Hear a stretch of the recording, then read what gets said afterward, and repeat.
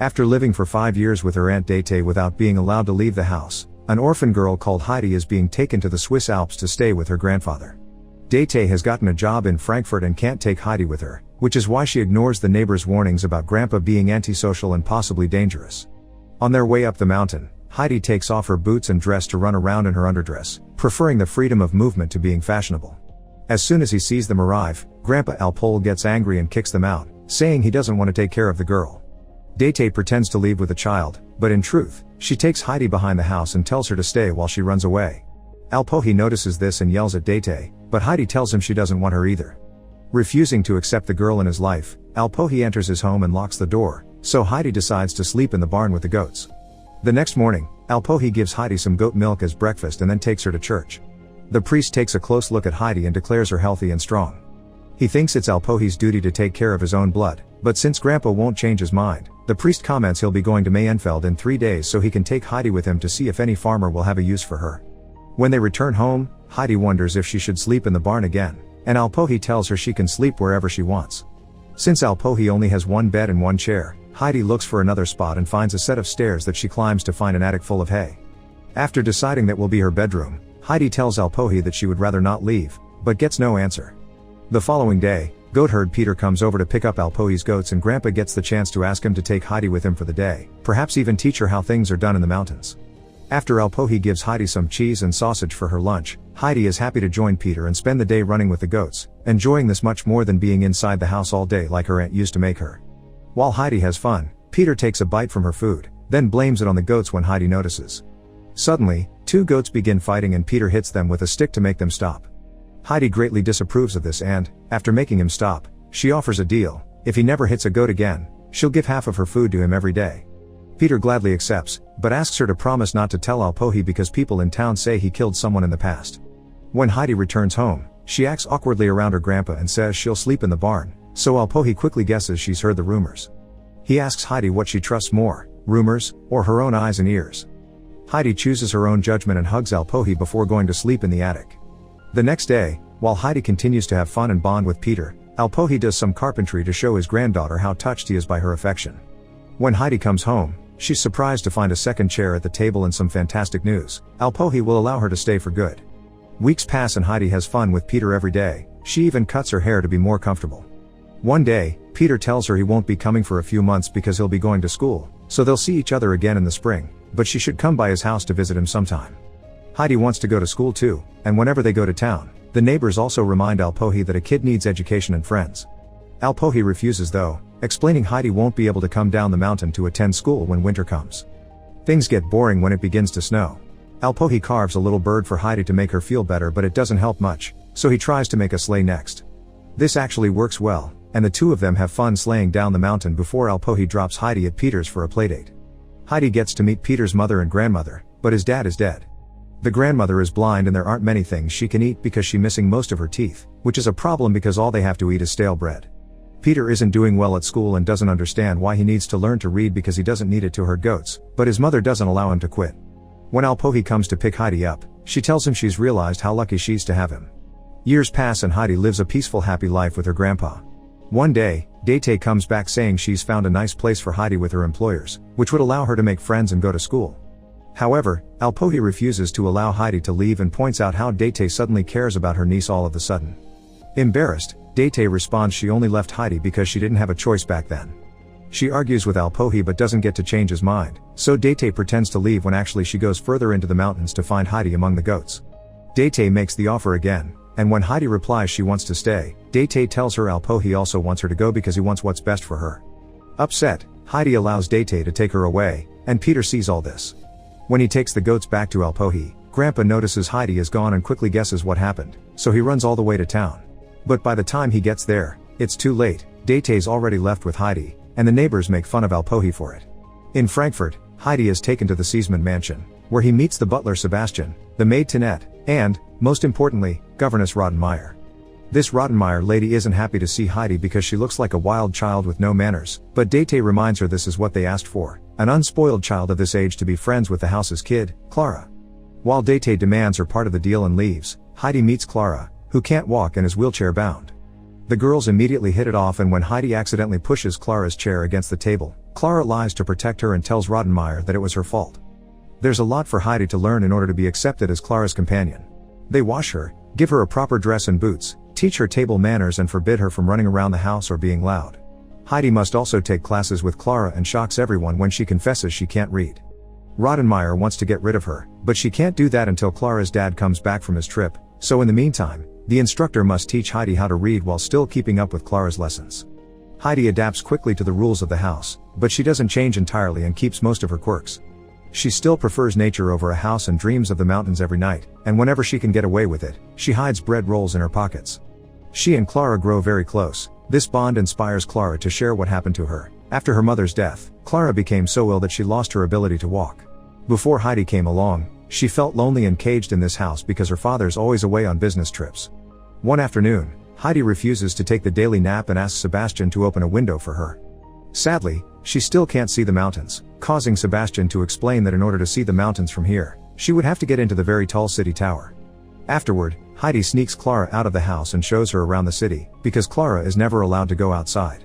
When they find the city tower, Clara waits by the door while Heidi goes as high as possible, only to get disappointed when not even up here it's possible to see the mountains. Clara is a little nervous to be alone, but her mood improves when she finds a person selling kittens and decides to buy them all. Back at the house, Rottenmeier panics when she can't find the girls and sends all the servants out to search for them. It's Sebastian who finds them, and Clara fortunately covers the kitties with the blanket they came with before he can see them. When they return home, Rottenmeier tries to scold them, but ends up sneezing like crazy because of her allergies. The cat suddenly jumped off Clara's lap, scaring Rottenmeier so badly that she climbs on the furniture, making everyone laugh. Later at dinner as punishment, Heidi isn't allowed to eat. Instead she must stand in the corner of the room, facing the wall during the whole meal. Rottenmeier promises that next time she'll send her to the cellar with the rats. Heidi won't stand for this, so after dinner, she picks up all the bread rolls she's saved for Peter's grandmother and tries to leave. Rottenmeier stops her, reminding her she's lucky to be receiving fancy clothes and proper education. But what truly makes Heidi feel bad is seeing a disappointed Clara crying and rushing to her room. Since that day, Heidi's dreams get worse, and Clara won't leave her room. Tinette explains she's sick and blames Heidi for it.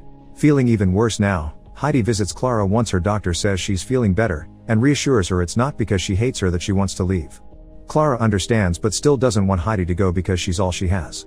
With Heidi back at her side, Clara begins leaving her room again and attends classes, but reading isn't coming easily for Heidi.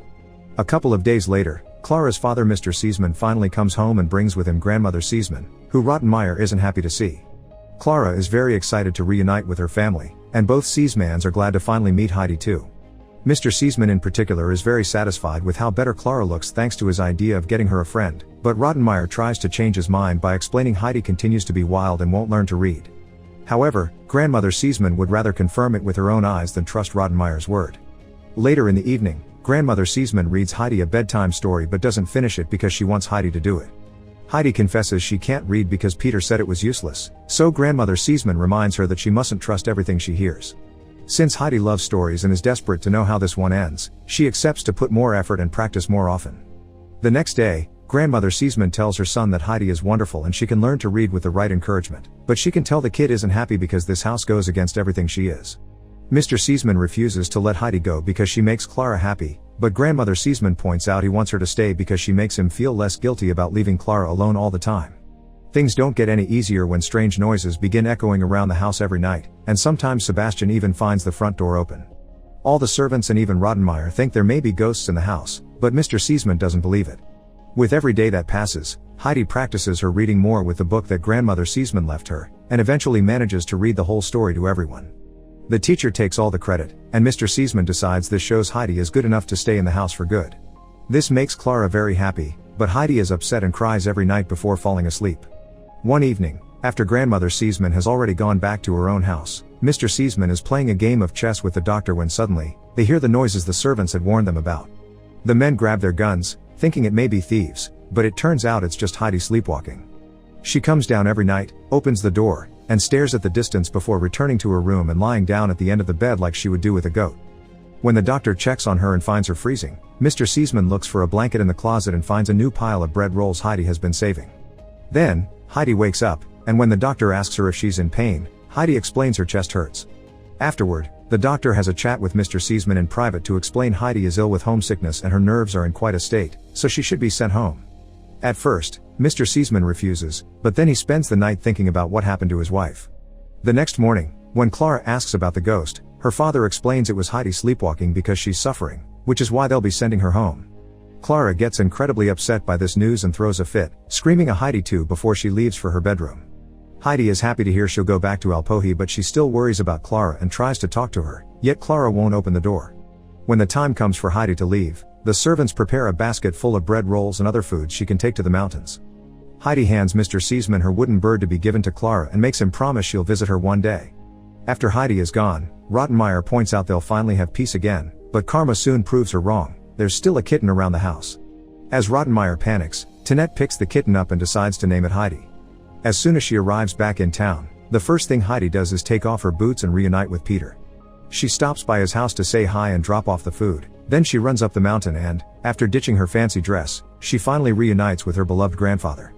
Heidi easily returns to her old routine and spends her days running through the mountains while herding the goats with Peter, but there still are a few changes. She's finally allowed to go to school, so during the winter months, she and Alpol move with the goats to a house in town. Her new teacher is much stricter than Clara's, and sometimes there are physical punishments for misbehaving. Her class laughs at her when she confesses she wants to be a writer when she grows up, but at least she does well in her studies, unlike Peter, who still has trouble reading even when Heidi tries to help him. All the interesting things that happen, Heidi puts on letters for Clara, also saying she misses her a lot and that she should visit. When the letter reaches Clara, it makes her feel bad because she didn't even say goodbye, so grandmother Seesman gathers a bunch of servants and together they take Clara up the mountain. While the girls reunite with glee, grandmother Seesman has a drink with Alpol and asks him if Clara could stay for a few days, offering to pay a fee. Alpol is glad to accept but turns down the money, saying Clara is a guest. Now it's Heidi's turn to teach her friend about life in the mountains. Clara begins to wear only her underdress and eat without cluttery. She also gets to pet the goats, sleep on hay and see a shooting star. Both girls are spending all their time together and that makes Peter extremely jealous.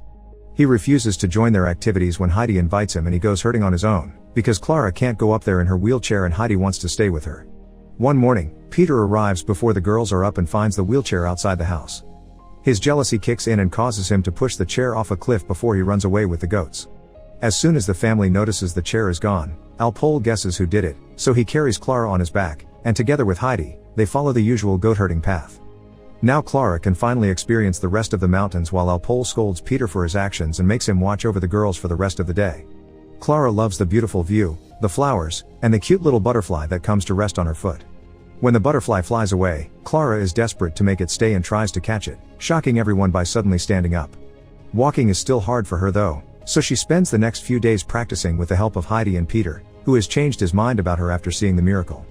When grandmother Seesman comes to pick up Clara sometime later, her son is with her and keeps angrily yelling because he dislikes the idea of his poor sick girl having been brought here. However, he changes his mind pretty quickly when Clara approaches them using her own feet. After sharing hugs and tears, grandmother Seesman gives Heidi a notebook and a pen so she can start writing stories, reminding her to ignore her classmates' mean comments because everyone should do what makes them happy. After saying goodbye to Clara with a tight hug, Heidi returns to her daily routine with Peter, but from now on, she takes her notebook with her so she can write a little every day. Make sure to subscribe and turn on notifications so you can watch more videos like this. Thanks for watching.